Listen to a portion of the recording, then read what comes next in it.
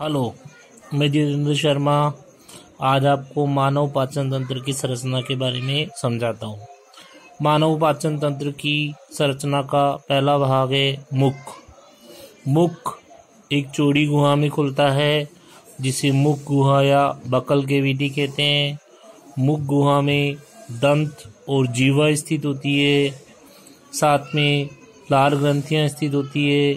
लार ग्रंथियों के द्वारा भोजन को चिपचिपा बनाया जाता है। दांतों के द्वारा भोजन को छोटे छोटे टुकड़ों में तोड़ा जाता है और जीभ भोजन को लार में मिलाती है। इस प्रकार चिपचिपे भोजन को बोलस कहते हैं।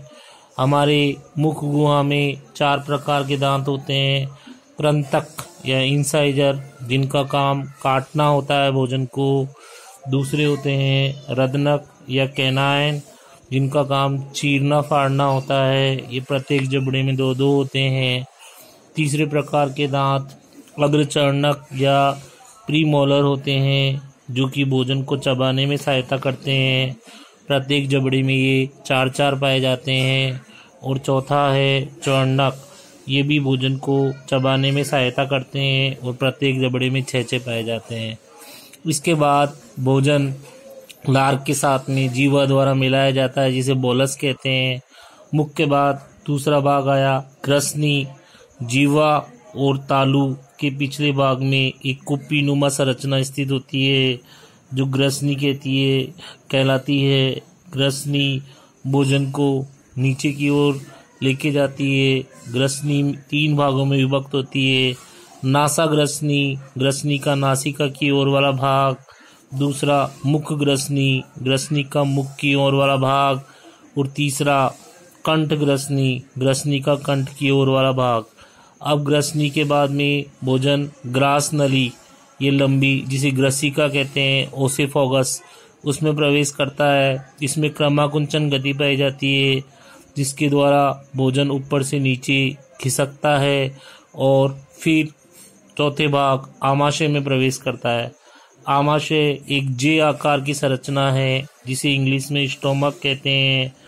इसके भीतर की ओर जठर ग्रंथियां पाई जाती है, जो कि HCl अम्ल का स्त्रवण करती है। इसके अलावा श्लेष्मा का स्त्रवण भी इसमें होता है।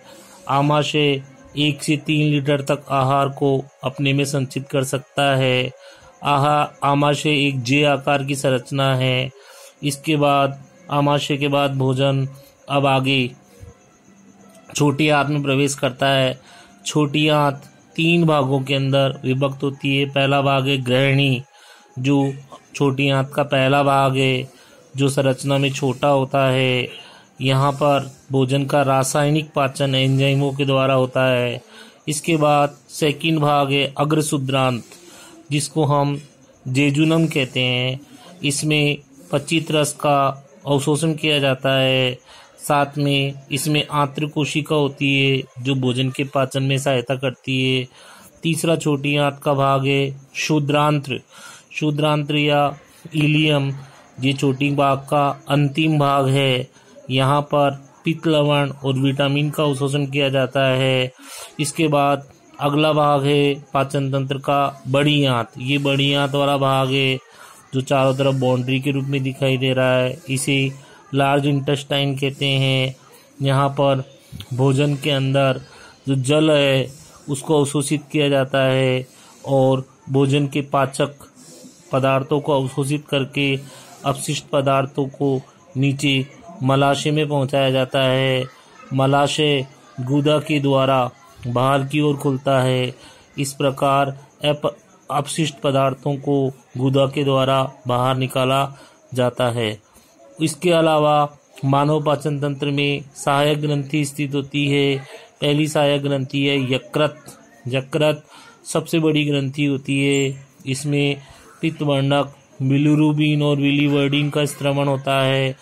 यहाँ पर पित्त एक थैलेनुमा संरचना में एकत्रित होता है, जिसे पित्ताशय कहते हैं। दूसरी सहायक ग्रंथि लार ग्रंथि है, जो कि भोजन को अंदर लार मिलाने का कार्य करती है, जिससे भोजन चिपचिपा बनता है। इसमें एमाइलेज एंजाइम पाया जाता है जो स्टार्च को माल्टोज में बदलता है और भोजन के पाचन में सहायता करता है। तीसरी ग्रंथि जो है वो अग्नाशय ग्रंथि कहलाती है। ये एक मिश्रित ग्रंथि है, संयुक्त ग्रंथि या मिश्रित ग्रंथि है, क्योंकि अंतःस्रावी और बहिःस्रावी दोनों का कार्य करती है।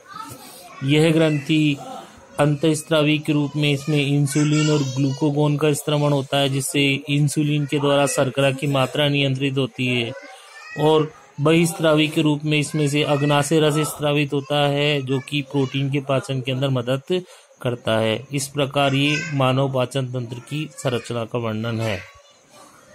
मनुष्य का दंतसूत्र 21-23/21-23 होता है।